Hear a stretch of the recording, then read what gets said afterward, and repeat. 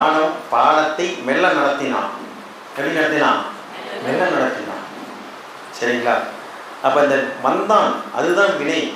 சரிங்களா? அதுக்கு மெல்ல அப்படின்னு அடையா வந்திருக்கு. அதனால இந்த வினை அடைன்னு சொல்லுவோம். நான் சொல்கிறோம் வினை அடைன்னு சொல்கிறோம். சரிங்களா?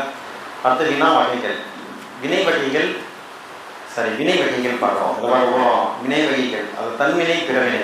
தன்வினை பிறவினை. சரிதானே? ரைட்டு. மாணவர்கள் கால்பந்து விளையாடி கொண்டிருக்கிறார்கள்.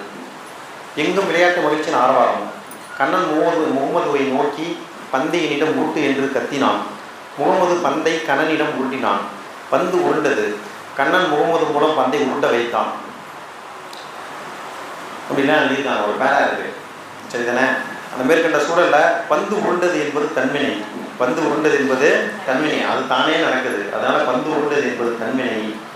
உருட்ட வைத்தான் என்பது பிறவினை. உருட்ட வைத்தான் என்பது என்னதுங்க?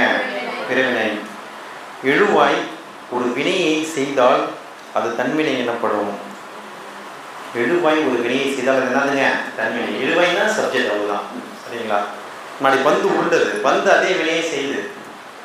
சரிங்களா? கண்ணன் படித்தாங்கிறது தான் வினை. அவனே செஞ்சுக்கிறான். எழுவாய் ஒரு வினையை செய்தால் அது என்னதுங்க? தன்வினை. கண்ணன் கற்றான், கண்ணன் கற்பித்தான். சரிதானே? கண்ணன் கற்பித்தாங்கிறது பிணைவினை. கண்ணன் கற்பித்தாங்கிறது என்னதுங்க? பிறவினை. சரிங்களா? ஒரு எழுவாய் ஒரு வினையை செய்ய ஒரு சினையை செய்ய வைத்தால் அது பிறவினை எனப்படும். நானே செய்தேன், நான் தான் எழுவாய். நானே செய்தால் அது தன்வினை. உங்களை செய்ய வைத்தால் அது என்னதுங்க? பிறவினை. அப்போ எழுவாய் ஒரு வினையை செய்ய வைத்தால் அது பிறவினை எனப்படும். பிறவினைகள் வி வி போன்ற விதிகளை கொண்டும் செய் வை பண்ணு போன்ற துணைவினைகளை இணைத்தும் உருவாக்கப்படுகின்றன.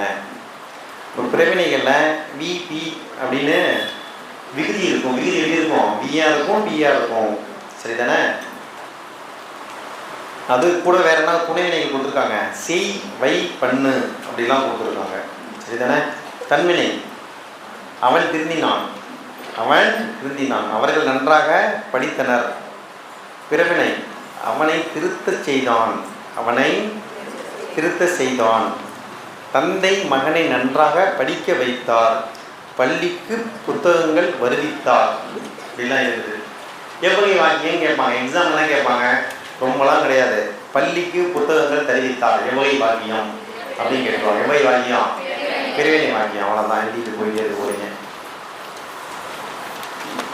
அடுத்து செய்வினை செயல்பாட்டு வினை. இந்த ரூல்லாம் தெரிஞ்சுக்கணும். விபிலாம்